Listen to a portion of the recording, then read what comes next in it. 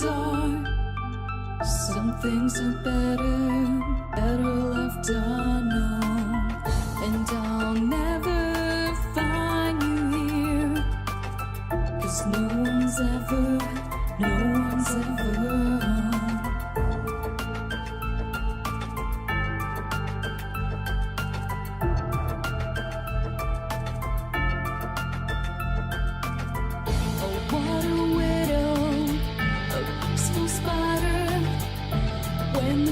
is clean, she's a sneaky hider. Hide the lies and the alibis.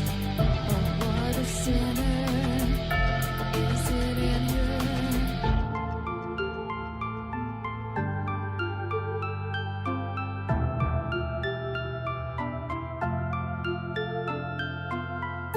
What's the truth in this riddle? Is love really just this simple? I can't seem to find my way in this world that never stays.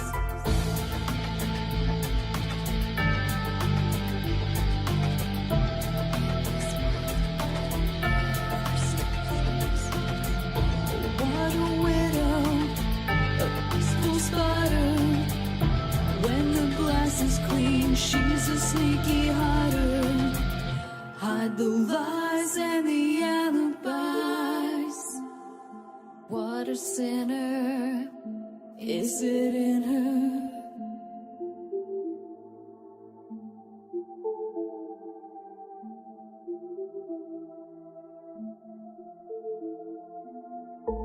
Is this real? Just illusion? I'm lost in wonderland of confusion.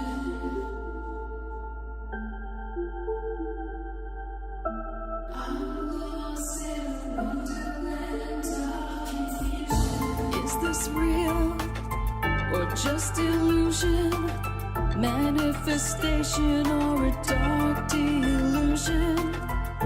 Is this real or just illusion?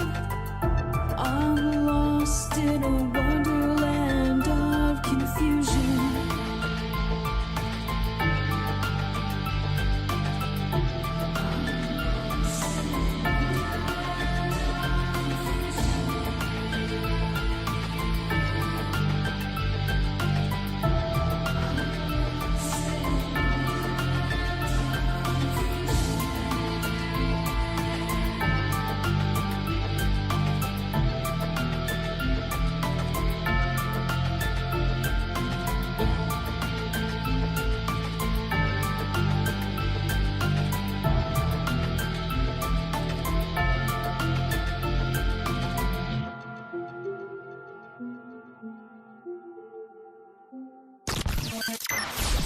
Ripon Rabbit Hole is a community-driven radio.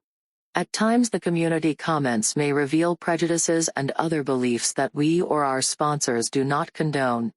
Views or opinions expressed by the community, callers, or guests, are those of the individual speaking and do not represent the views or opinions of this site.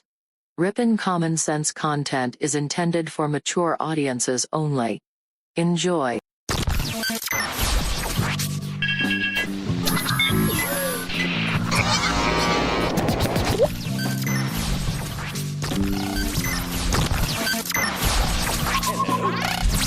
Hello.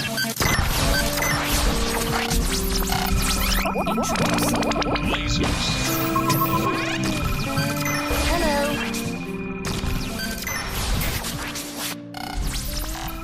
This is My Life DIY, and hi, this is JoJo. Hi, my name is Ash. Hey everybody, it's AJ the Ripon Rabbit. This is Cynthia Sue Larson. This is your man Meta, aka Propagate This Light. And you're now listening to Dark Wolf's Den.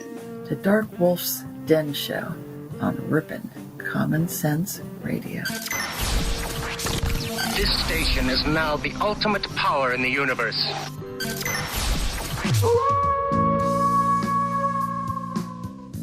Are ghosts real? We had 1,000 hours of continuous communication with the spirit world. Does time travel actually exist? The laws of physics seem to be compatible with time machines. You know, sometimes I wonder about reincarnation. Don't you?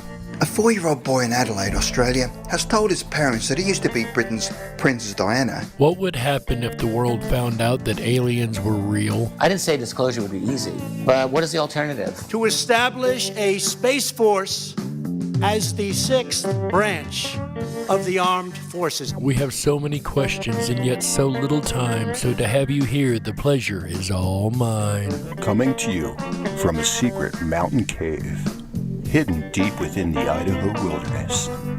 This is the Dark Wolf's Den Show. Now, here is your host, Jerry Hicks.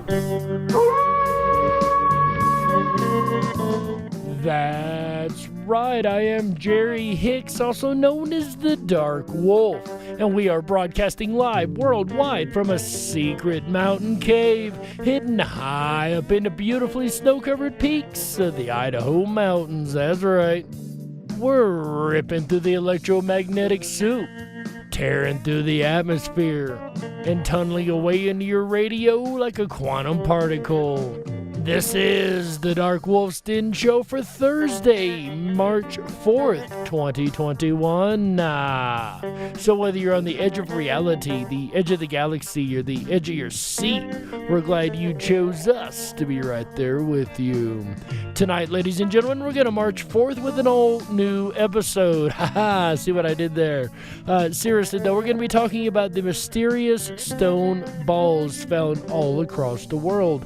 As you guys know, I'm very much into the ancient megalithic structures, and there's a lot of side mysteries when it comes to these megaliths, and one of these side mysteries is the stone spheres that have been found, like I said, in Costa Rica and all around the world. And we're going to hear quite a bit about that tonight from Mr. Hugh Newman, and we're going to discuss the ideas of what they were for, how they were made, and how they got here. All that and more coming up here in just a moment, but first... Today in history. This is actually a pretty cool today in history for me. You see, on this day in 1863, the territory of Idaho was established. The very same territory in which the Wolf's Den is located and in which we put this show out every single week. So, ladies and gentlemen, the territory in which the Wolf hangs out, the territory of Idaho, was established in 1863, and that is today's Today in History. That's right, the territory of Idaho, which would later go on to become the greater state of Idaho. And speaking of greater Idaho, there's an initiative on the table in some areas of Oregon to become part of Idaho and call it the Greater Idaho area. So if you guys are interested in that, do check that out. It's literally called the Greater Idaho Initiative. It's kind of quirky. And speaking of quirky, when it comes to megalithic structures, as you guys know, I'm very much into the megalithic structures around the world, from Palenque to Pumapunka to the pyramids to all the mysterious megalithic stone structures. But there's a little quirky side shoot of this research called the mysterious stone spheres, and these are found in Costa Rica, as well as many countries across the world. And the picture we have on our thumbnail tonight, for those of you guys on YouTube, is a picture directly out of Costa Rica of the stone balls. There's 3 of them in the picture sitting there right next to each other, and these are scattered all across the landscape, with no archaeological explanation really given as to why, how, or when they were made. They may have covered the when. I may be wrong about that. We'll find out in a minute as we hear from our special speaker tonight. Ladies and gentlemen, may I introduce to you Mr. Hugh Newman. That's right. Okay, so this is about some massive megalithic spheres, basically. So if you're expecting anything else, you might as well leave. Although we would prefer that you stick around and listen because it might actually be more interesting than you think. This is actually the first scene, one of the first scenes from the first Indiana Jones film, and people thought it's become kind of like this mythical thing, the idea of these spheres, and everyone relates it to that.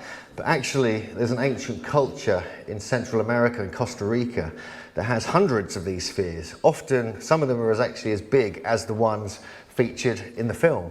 And this is what inspired Steven Spielberg and George Lucas to actually use that as part of the film. So the original scene where Indiana Jones is being chased by the huge boulder, that huge sphere that's rolling down and almost squishes him a number of times, that was actually taken there. The idea was taken from these Costa Rican mysterious stone spheres. But rather than being booby traps, it may actually have other meanings, which I think we'll get into obviously in this talk. But the first sort of undertaking of studying these spheres really was when they were discovered by the United Fruit Company, when they went down to Costa Rica to create sort of banana plantations and various other things. Doris Stone, which I think is a remarkably good name, was the first person she was a sort of archaeologist who was married to one of the United Fruit Company executives. And she actually published a report in 1943 in American Antiquity that caught the attention of Samuel Lothrop and his wife from the Peabody Museum in Harvard University. And they came out in 1948 and did the first survey of over about 120 of these spheres.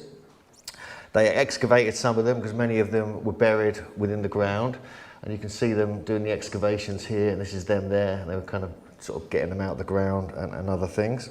The fact that they were buried, I'm going to assume that they were naturally buried just over time and the amount of dirt just kind of building up over them.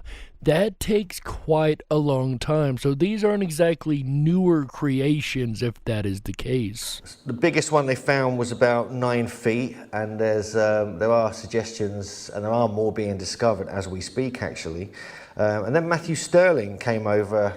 This is the next real excavation, was Matthew Stirling, and he was the guy who really discovered the whole Olmec culture back in the 40s and 50s on the Gulf Coast of Mexico. And interestingly, we'll see a couple of shots later of a stone sphere in Mexico at San Lorenzo, which was actually the capital of the Olmec world. And the Olmec is actually still quite a mysterious culture, archaeologically speaking. We know a good bit about them, but there's so much more that is still left unanswered about them. But that's another show altogether. But he was one of the key archaeologists around that time. There's a lot of prehistory of the spheres. There's lots of legends, and we'll go through some of them. But, excuse me. It's traditionally believed they were carved between 200 BC and 1500 AD. This is kind of vagueness we get with them. Well, I was sort of right. Mr. Newman definitely does have a date range for us, but that is quite a broad brushstroke when it comes to date ranges, right? And the method for dating them is quite tricky because some of them are just literally found on the surface or they've been moved. There's no strata. And remember, you can only actually date organic material. You cannot date rock or any type of stone, really. It cannot be done, so you can't really get a legit carbon dating on anything that is stonework. That's why a lot of these stonework areas, they can only go on dates they find with artifacts around the area or perhaps, plant life, fossilized plant life, things like that. They can't go on the just carbon dating the stone because you can't just carbon date stone. And most of the dating has been calculated or guessed at really by stratigraphy, by where they are in the soil and in the local geology. But there has been pottery found, and it kind of does date back to that kind of era of the Aguas Buenas culture. And there's various other cultures around the whole Diquis Delta, that whole area, which kind of suggests that it was quite widespread in that area. But I think what fascinates me really about this is the fact that it's fairly confined to one area of Costa Rica. It's all around this kind of southern kind of area, off the islands, Golfito. But Palma Sur and Palma Norte are the key towns to go to, and they're right next to each other, just on either side of the river.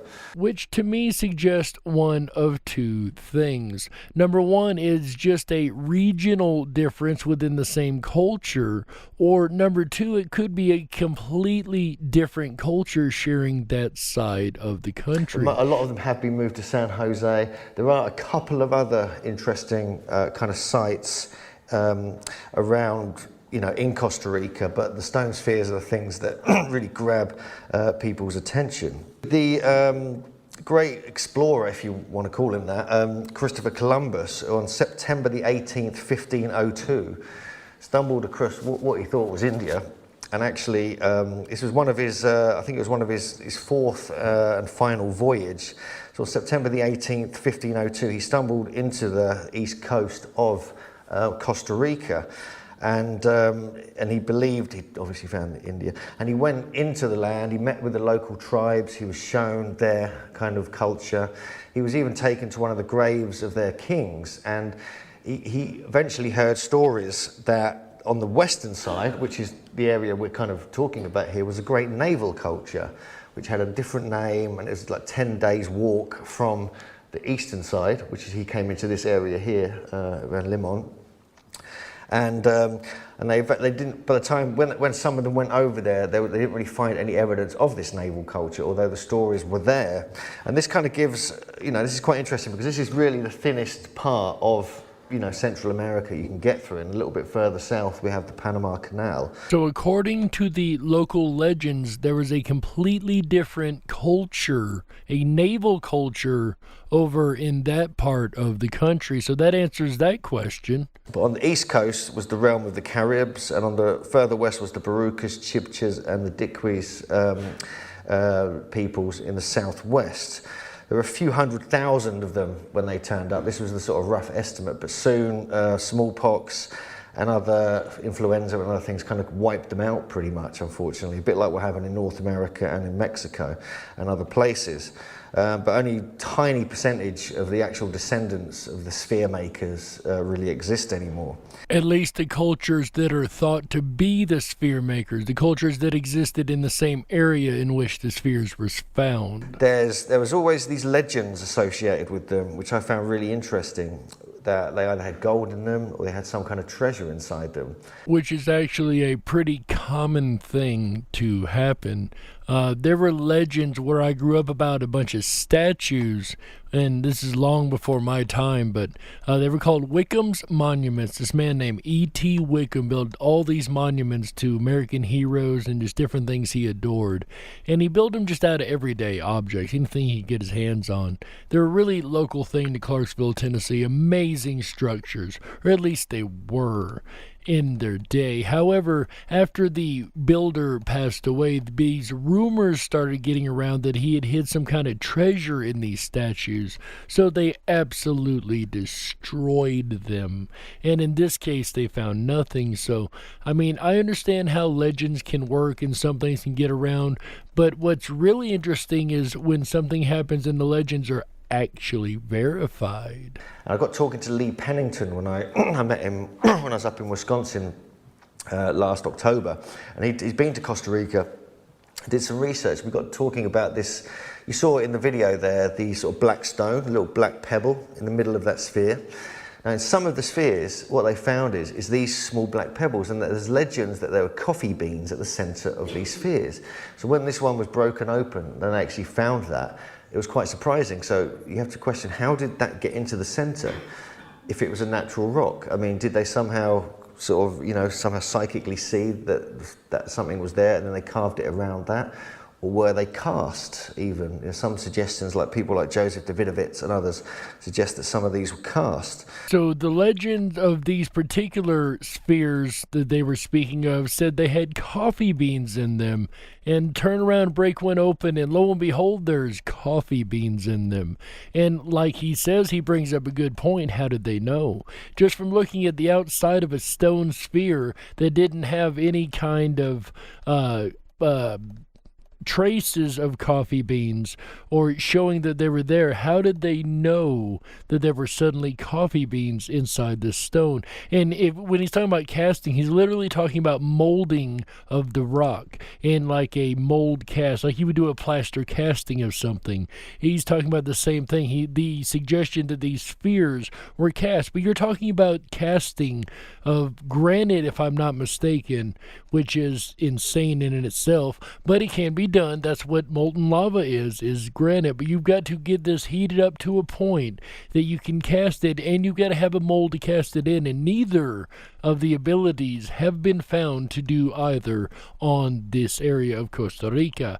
The ability to cast or the mold in which it would be cast in, none of the evidence for that has actually been found, but the suggestion would have to be, if they knew the coffee beans were in there, that it had to possibly be cast and in the story passed down through the generation, which would make sense, but how? That's the question. According to the ancient technologies, remember, they wouldn't have had the tech to do this anyway, and they haven't found the evidence of that tech yet either. Which I find quite an interesting idea, but some of this is made of a very hard type of granite.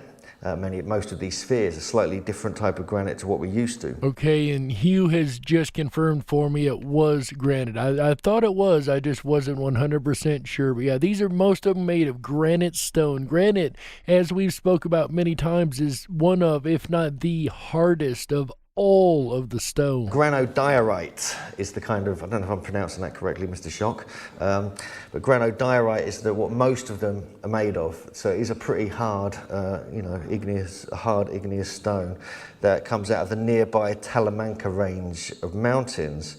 There's also quite a hard limestone, coquina they call it, which is formed from shell and sand beach deposits, which look quite different. And as we go, I think this one here is probably one of those. And as we went down around the southern part of Costa Rica, you could really tell the difference, and you could see the kind of between the granite style and the limestone style rock. And that intrigues me that much more because now you've got two different types, which again would suggest casting, in my opinion, because you've got the two different areas that have two different types of materials available to them. And why would casting be a feasible suggestion, right? Well, think about this. Granite, like I said a moment ago, is one of the hardest materials on the planet. The only other one that would cut granite would be diamond. Think about that. You have to have something stronger than what you're working with in order to cut what you're working with. So when it comes to stone, the only thing harder than granite would be diamond. And I don't think they've found a lot of diamond mines around there, or diamonds laying around either. I could be wrong, but I haven't heard anything archaeologically about a lot of diamonds around Costa Rica. How about you? But interestingly enough, just the same, and these go across the world now, mind you, and we're talking about all the megalithic structures. A lot of the megalithic structures are made of granite. Now, limestone, that's not as impressive because it is a softer stone, but it's still impressive that they do exist. And once again, you've got two different types of building materials here. And you could say, yeah, you just got two different cultures who had, or parts of the culture who had the same idea and used different materials to create them however they did. And I would agree, but that's the question. How? How in the world and why did they do this? And they've got to understand the spheres range from, the size of a tennis ball all the way up to what we see, Indiana Jones running away from at the beginning of Raiders of the Lost Ark. So there's quite a variation in sizes. So it's hard to get any kind of, it's difficult to find a pattern there. And it has been suggested that perhaps some of the smaller spheres were used for grinding grain and wheat and different materials like that. But again, unless there are giants that are also in Costa Rica using the bigger ones for the same thing, I just don't see this being the overall purpose for the variety of sizes of stone spheres. And you could argue that they come from the ocean, but a lot of this rock wouldn't have come from the ocean. Like limestone wouldn't be made into these balls in the ocean. I think it would be settled to the bottom more so in the ocean. There's so many questions as to why and how these got here. Why would they have the beans in them? And why would the natives know that the beans were in them? And how could they know? Just so many mysteries and yet so few answers. But let us continue. No, at the time these were supposedly made 200 to like 200 BC to 1500 AD. There were no known iron tools around at that time by the peoples there. But somehow they worked the stones. It's very hard stone. They worked from a massive sort of square chunk they kind of carved out of the ground. Somehow made these perfect spheres out of them. There's obviously connections. You know, these are sort of featured on Ancient Aliens. There's Atlantis connection. There's been a book written by Ivor Zapp and George Erickson called Atlantis in America, which speculates that this whole area actually was Atlantis down in Costa Rica. And it's a good book. You know, I must admit, they've gone really into the navigational side and the placement and how they could have been navigational markers. Now, navigational markers, they still could have been like landmarks, if you will, but I don't see that as being the main purpose of their building. I could be wrong. I mean, we don't know. We can only speculate about the minds of the ancients, but it just doesn't seem to me that that's a valid purpose. The Atlantis connection is interesting. I'm going to have to definitely look up that book and do some reading on that, because I don't think I've ever heard the stone spheres directly connected to Atlantis as such. But wait, there's more.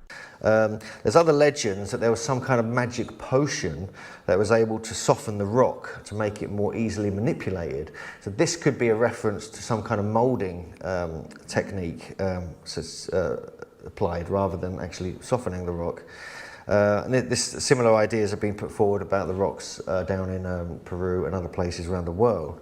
I have heard that from a multitude of megalithic sites. The idea that these 100-ton, 200-ton blocks were actually softened and molded into place instead of moved into place, if you will. They just built them up and softened them, or softened them to the point that they could literally put them back together or mold them as such.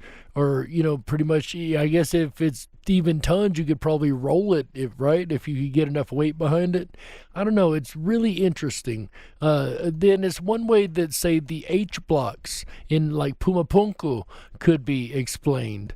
I believe it's Pumapunku those are in. I know you guys know I'm talking about these great big blocks that are carved very intricately, and they're shaped like H's all in a row.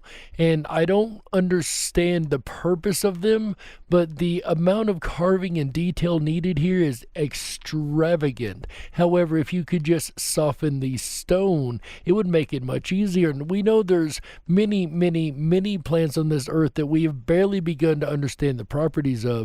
So perhaps there is a plant mixture that could be put together to soften different types of stone, including and especially granite. Granite seems to be the one that is the most easy to work with, however this is being done, because that is the one that is always found across the world, whether it be Stonehenge or the different Pumapunku and Palenque and Chichen Itza. You find these large granite structures that for some reason, I mean, they're huge. They're megalithic, hundreds and hundreds of tons, and they're carved out of one of the hardest rocks ever, but they're carved with what looks like complete ease in ways that even today we cannot replicate.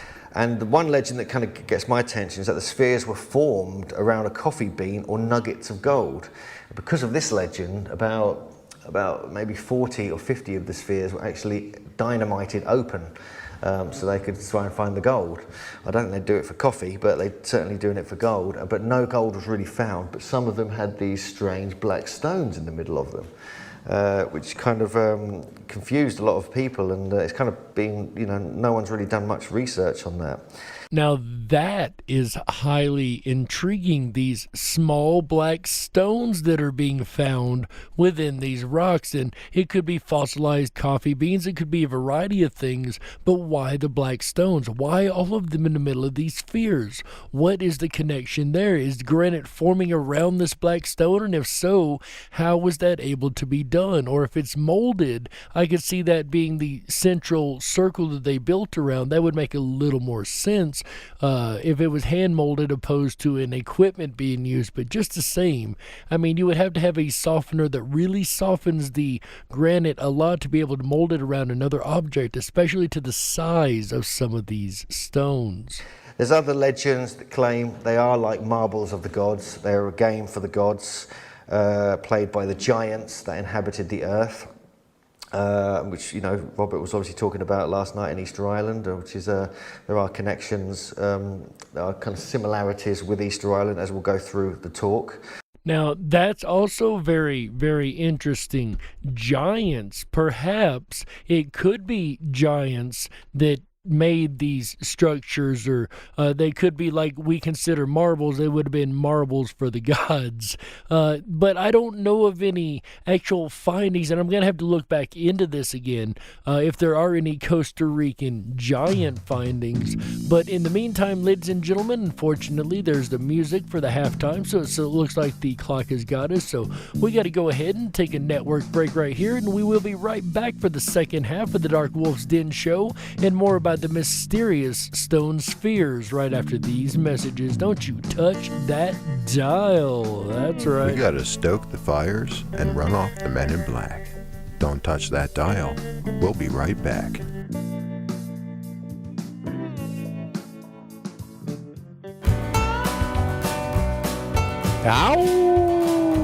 Howl at the Dark Wolf's Den. Hi everyone, it's AJ the Ripon Rabbit.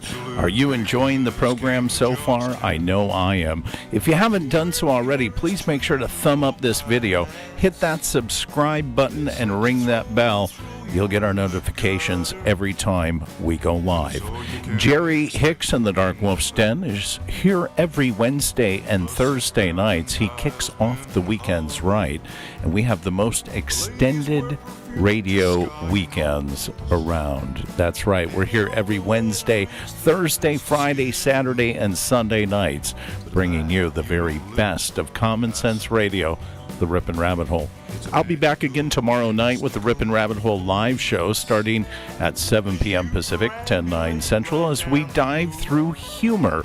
We've covered anger, we've even done jealousy, and now we get to tackle humor. So laugh along with me tomorrow night, Friday, March 5th, 2021. Then Saturday night, March 6th, The Art of Conversation. Explore the rabbit hole in the art of conversation. Let's talk about it. I think that we could do. And then we'll end out the weekend right together Sunday night, March 7th, for our interactive family game show night. That's right. March 7th is the March episode of the Fantastic Fun Show.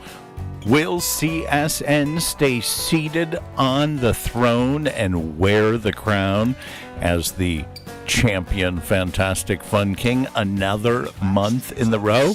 Or perhaps will somebody knock him down and take the crown? That somebody could be you. But you can't win if you don't play, and you can't play if you don't join us. Sunday, March 7th, starting at 7 p.m. Pacific, 10/9 Central. All shows start at 7 p.m. Pacific, 10/9 Central. Make sure to hop on over to the riponrabbithole.com. That's RIPONRABBITHOLE.com. Sign up for your Backstage Pass. It's absolutely free to do so, and we'll send you out our weekend schedule full of our wolf dens and rabbit holes that we're going to explore for the weekend ahead. Speaking of which, we'll return back now to tonight's topic of the Stone Sphere Mystery with your host of the Dark Wolf's Den show, Jerry Hicks. You're listening to the Ripon Common Sense Radio Network for Thursday, March 4th, 2021. By the way, March 4th is the only date in the calendar that is an official military command. March 4th.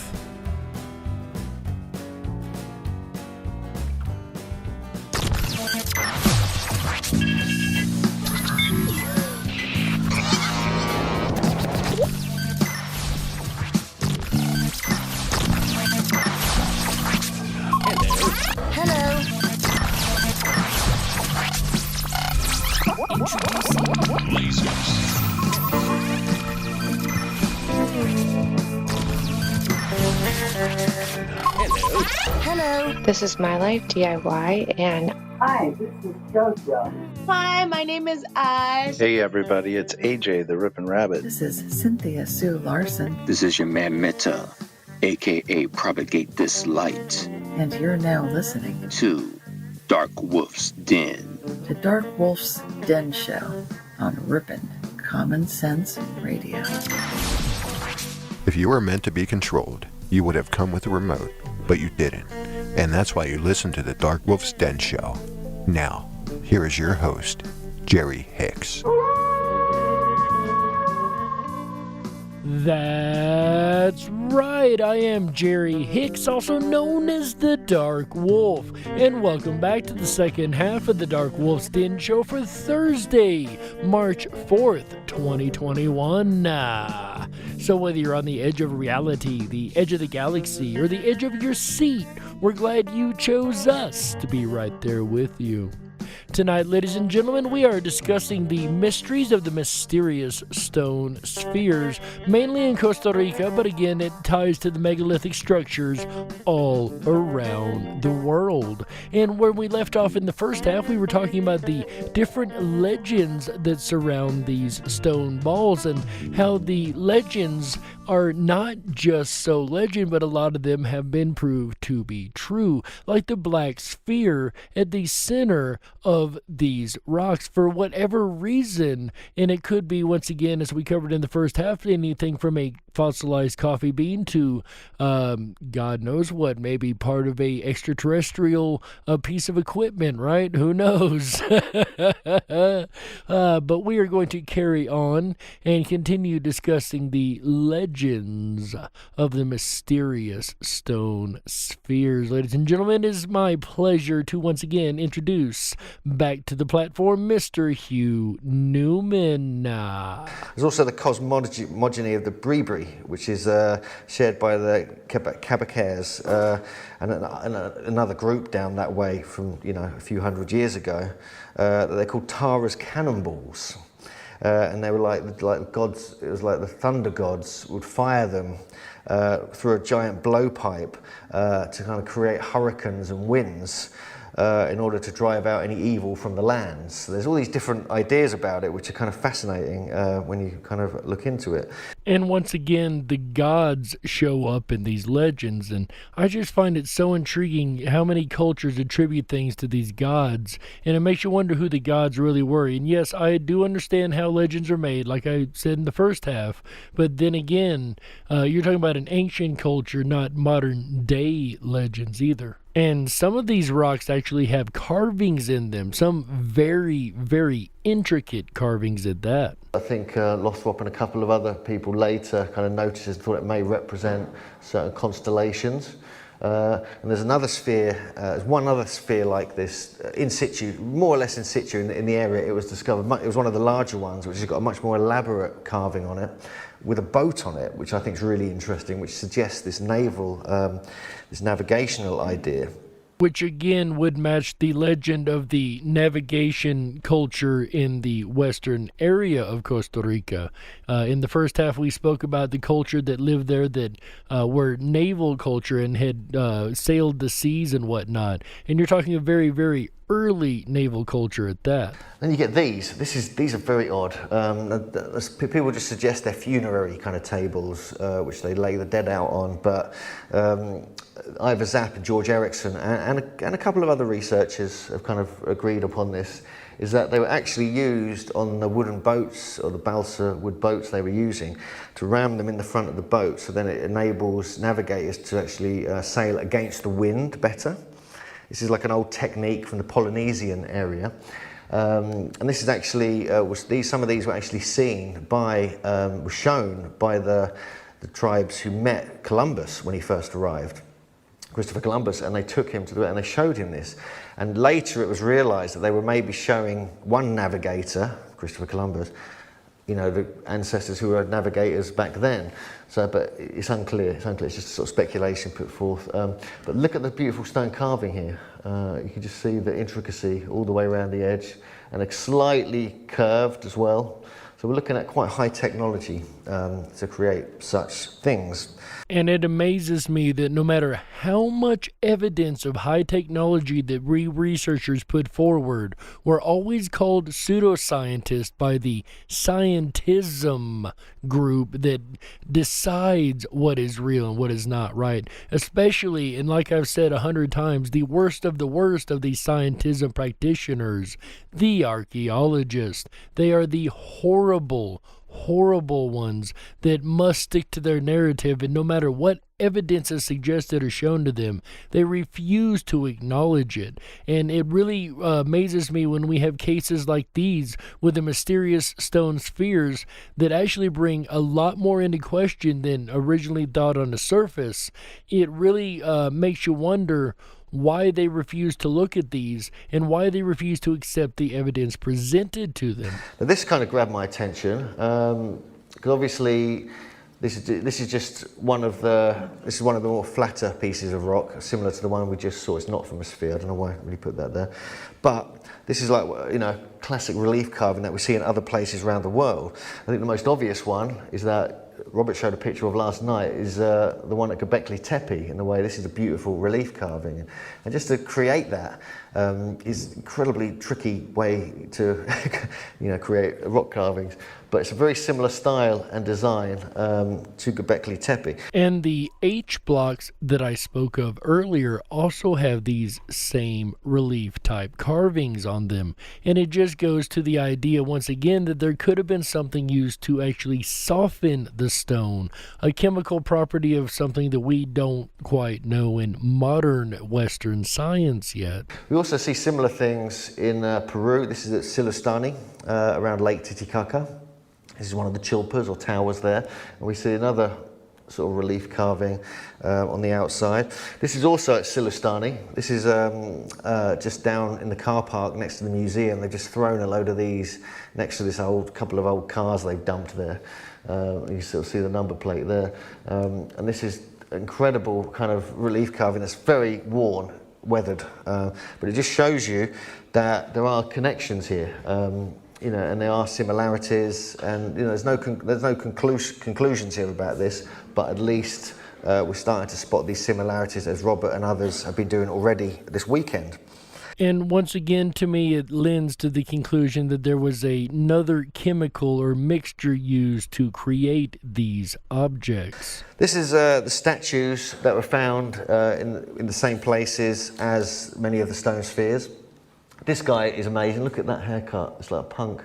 Incredible. This is very hard, kind of black, it looks like diorite. This one's quite weird looking. But this guy here is sort of like a classic representation that we find very similar things in Colombia. But I think the most striking similarity to me is the Urfa Museum, which I think maybe Robert showed a picture of this last night. But you can kind of see, we keep finding these connections, between these different places around the world. And to me, they're like signatures of the ancient people, probably the ancient navigators, leaving their little signs around the world. And I think Costa Rica, to make those stone spheres is quite a remarkable feat and quite something that is an advanced culture. And once again, it's just absolutely incredible how this ties in to the many mysteries of the megalithic structures all around the world. It doesn't necessarily have to be a stone sphere to be crazy and megalithic in this case, or unexplainable. It's just as unexplainable as the hundreds of ton rocks that were used to build things like the pyramid, which we cannot recreate their way even today. We see other serpent symbolism. I think this is from Urfa Museum as well, correct me if I'm wrong here. And again, we see serpents carved all over Peru, everywhere, all around on the polygonal stonework. So we see the serpent symbolism, which I believe these were the serpent people. These were the serpent gods who travelled around the world, the Viracochans, the Quetzalcoatl, the Tuatha De Danann, etc., etc., and the Anunnaki and other things like this. Could the stone spheres actually be just one more of those landmarks like the pyramids that are found across the world? Could these ancient naval people be the same ones that created the stone spheres, as well as all these other intricately carved and overly done megalithic structures across the world? I don't know. Maybe. But Dr. Hoops, John Hoops, who was the major researcher on this, believes they may have been, a sign of wealth or sort of status, and they were carved for the priestly caste or the kings or the tribal chiefs of that area. Many of the stones are obviously in danger because they've just been taken by rich people and put in their gardens. But only, I think John Hoops managed to account for 186 of them, but there are said to be at least 300. And of course, leave it to the wealthy to want these as some kind of status symbol, right? This is actually in the college, the technical college, and we spotted this because we were staying just down the road, just out of town, at this these kind of shacks, really. And luckily, we didn't know where the spheres were, but we had to walk past the college to get there and back, and we spotted this one, and we were like, oh, good, we found one of the smaller spheres, fantastic. So we got chatting with the guy, English to a Spanish-speaking person, and he said, oh, no, come in, there's something to look at. I was like, okay, all right, cool, is there another little sphere somewhere? There wasn't a little sphere, there was two of the biggest spheres there are, just hidden behind these kind of corrugated iron sort of fences, and we were like, oh, thank God we spoke to him, because we wouldn't have spotted them. Well, that was quite a nice surprise to come across, right? You see a little sphere, you start kind of conversing with the guy, and he shows you two of the biggest ones ever. What a nice surprise that was, I'm sure. This is the whole map. This is the whole area where they've really been discovered, and thanks to John Hoops and others. They're actually marking where these are. So we've got Finca 6 here, which is where we were, this whole area here, but there's others found. Most of them have been moved now, but there are discoveries still being made. And this is one of the latest discoveries, actually. This is a photo of one of the latest excavations that was happening last year on the Osa Canton area. But they were just digging drainage canals in the area around the museum, quite away from Finca 6, but that kind of area. But this is because of all these new discoveries and the realisation that this is important stuff.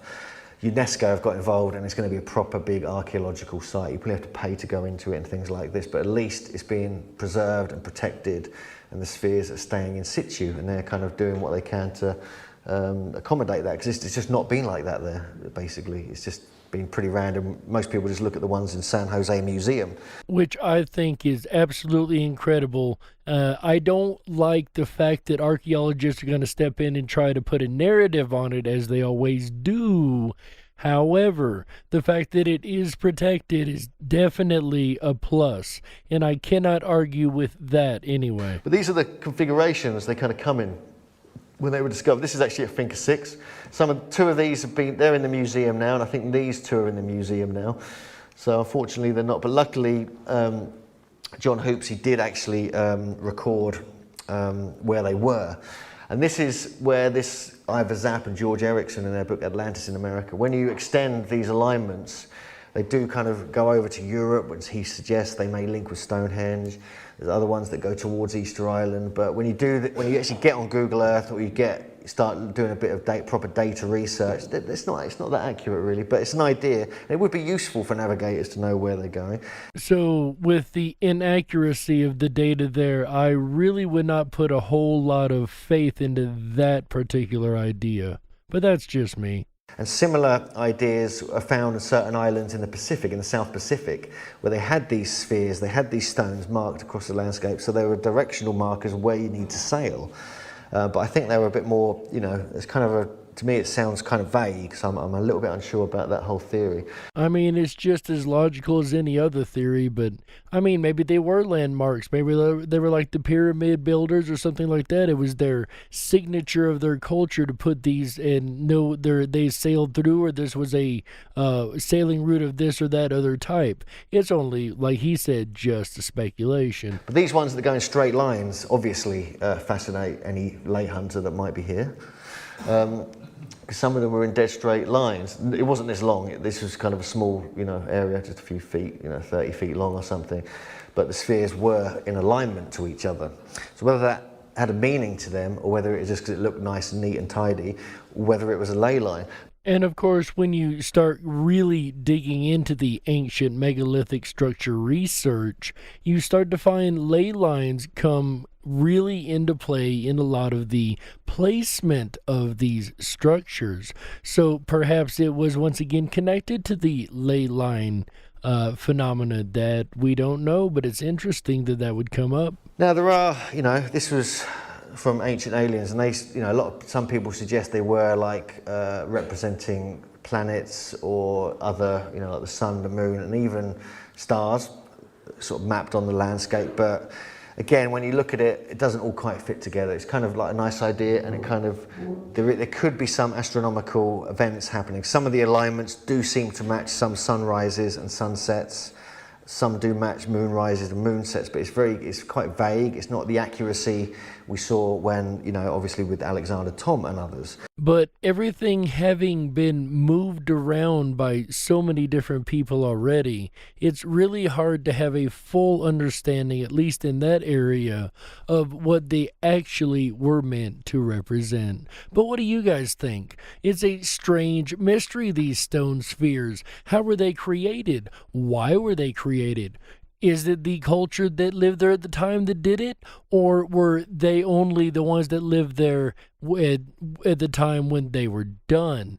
Who knows? Were they landmarks for navigation, or were they merely art? Why such intricate carvings on them?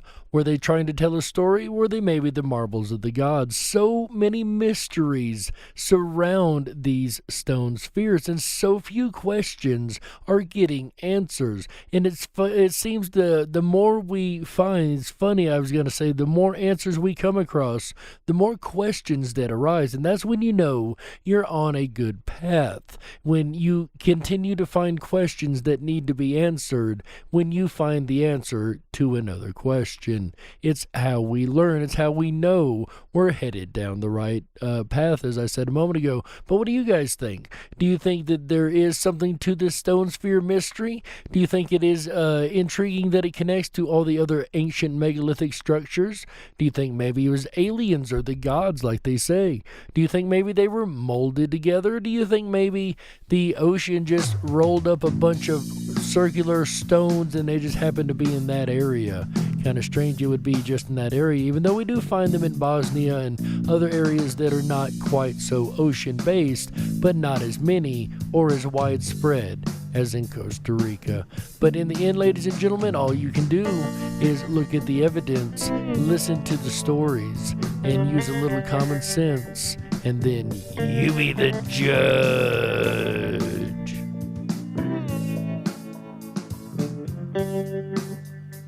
We got to close it out. That's right, that's it for this episode of the Dark Wolf's Den Show for Thursday, March 4th, 2021. So whether you're on the edge of reality, the edge of the galaxy, or the edge of your seat, we're glad you chose us to be right there with you. Ladies and gentlemen, the Den may be closing for the last time this weekend, and we've kicked off this month and this weekend right. But don't you worry, the weekend fun has only just begun. That's right. Make sure you come back tomorrow, Friday, March 5th, 2021, 7 p.m. Pacific, 9 Central for AJ the Ripon Rabbit and the Ripon Rabbit Hole Live Show. That's right. On Friday, he's going to be talking about another one in the series of emotional conversations, and that is going to be the emotion of humor. That's right. Humor is such a fun thing to use, and it's a tool that I keep in my toolbox that I try to use as often as that is equally as fun, and it's actually a request, the way I understand this, from AJ's mother, Mama Rabbit, and happy birthday tomorrow to Mama Rabbit. Our top hats off over here in the Wolf's Den to her. I hope she has an absolutely wonderful time enjoying the topic that she's personally requested for AJ the Ripon Rabbit tomorrow night, Friday, 7 p.m. Pacific, 10/9 Central. Make sure you drop by for a humorous conversation. Speaking of conversation, on Saturday, February 6th, 2021, 7 p.m. Pacific, 10/9 Central, Mr. AJ the Ripon Rabbit's gonna be back with another episode, and this time he's gonna be talking about the art of conversation. That's right. Perhaps he'll be able to show you how to incorporate the tool of humor into the art of conversation, and it truly is an art. It is just as much about talking as it is about listening, right? There's two sides to every conversation, and that's going to be a wonderful conversation he's going to have on Saturday, March 6th, 2021. Then on Sunday, March 7th, 2021, 7 p.m. Pacific, 10/9 Central, stop by for the most fun you can have on radio. That's right, ladies and gentlemen. It is the first weekend of the month, which means it is the Fantastic Fun Show.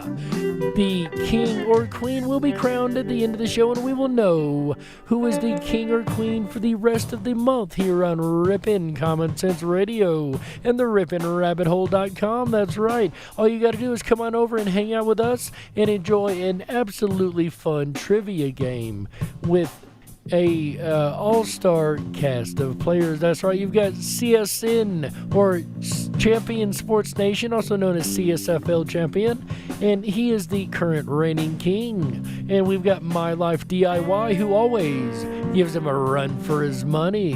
But maybe one of you guys can slip in and give them both a run for their money and shut them down to become the new king or queen of the Fantastic Fun Show for the month of March. That's right, ladies and gentlemen. Only you can decide that, and that will be on Sunday, March 7th, 2021, 7 p.m. Pacific, 10/9 Central. I can't wait to see everybody there. I wish I could participate, but I'm going to be a little tied up with my other job at the moment, or I'd be in there giving you all a run for your money on the Fantastic Fun Show. Brought to you by Ripon Common Sense Radio Network. That's right. Speaking of Ripon Common Sense Radio and the RiponRabbitHole.com, make sure you go over to the RiponRabbitHole.com. That is RiponRabbitHole.com. That's right. Over there, you're going to sign up for your Backstage Pass. This is going to allow you to get access to all the wonderful features of the site. You will get an email once a week and once a week only with all our amazing topics in it, and you'll know what we're going to be talking about all weekend long in both the Wolf's Den and Down the Rabbit Hole. So make sure you join us all weekend, and make sure you sign up for that Backstage Pass so you know what we're talking about. You'll be able to send this out to your friends, your family, your family's friends, your friend's family, or everybody in between. And perhaps some of them will be interested in one of the many variety of topics we cover here on Ripon Common Sense Radio Network. Also, while you're over on the RiponRabbitHole.com, make sure you drop down the rabbit hole, our social media alternative over there, where you're free to post the things you like to explore and talk about without being told that it is fact-checked false information like the big boys like to tell you about the true stuff, right? We don't have a truth meter on ours. We don't fact-check stuff. So go ahead and post. When I say no truth meter, I mean when I'm on Facebook and things, the way I know something I posted is true is that the fact checkers say it's false. How about you guys? They've got more untruth in their fact checks than the truths, right? But I'm getting off topic. If you want to avoid all that, drop down the rabbit hole over the RiponRabbitHole.com. BackstageLounge.com. Also, while you're over there, make sure you drop by the 24/7 Backstage Lounge. That's right. Come on over and hang out with us backstage as we discuss a variety of conversations. We've got an international audience over there. We've got people from all across the world that like to come in, hang out, and discuss a variety of interesting and intriguing topics like we cover here on the station and on the network all the time. With that said, ladies and gentlemen, it is my honor and pleasure to bring this show to you guys every week and to be here on this network exclusively. So I thank you guys so much for being here. On behalf of AJ the Ripon Rabbit, Michael Musco, Chick Mandela Effect, Walt House, everybody involved in Ripon Common Sense Radio. My name is Jerry Hicks, also known as the Dark Wolf. And remember, until next time, stay awake, but dare to dream. Good night, everybody. How? Yeah, that's right. Happy weekend.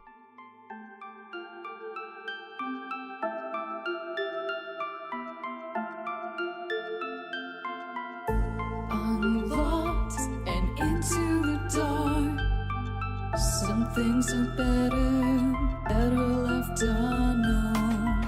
And I'll never find you here, 'cause no one's ever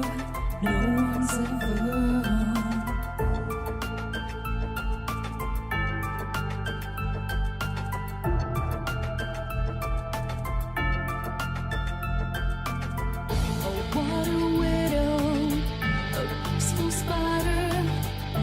When the glass is clean, she's a sneaky hider.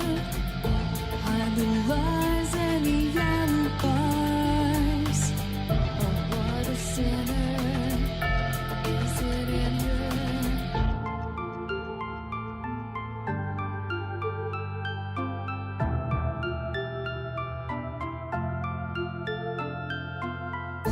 What's the truth in this riddle?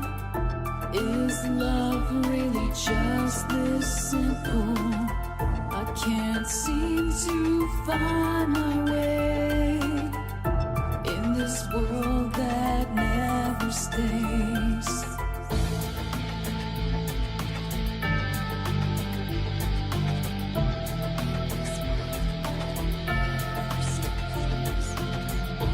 What a widow, a peaceful spider.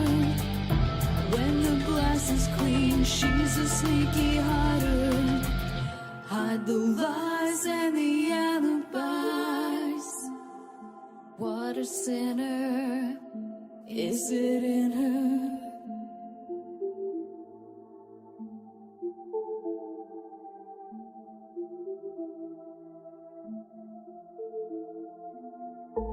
Is this real?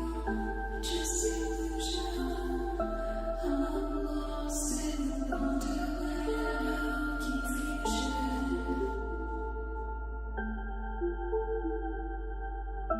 I'm lost in the wonderland of confusion. Is this real or just illusion? Manifestation or a dark delusion? Is this real or just illusion? I'm lost in a wonder.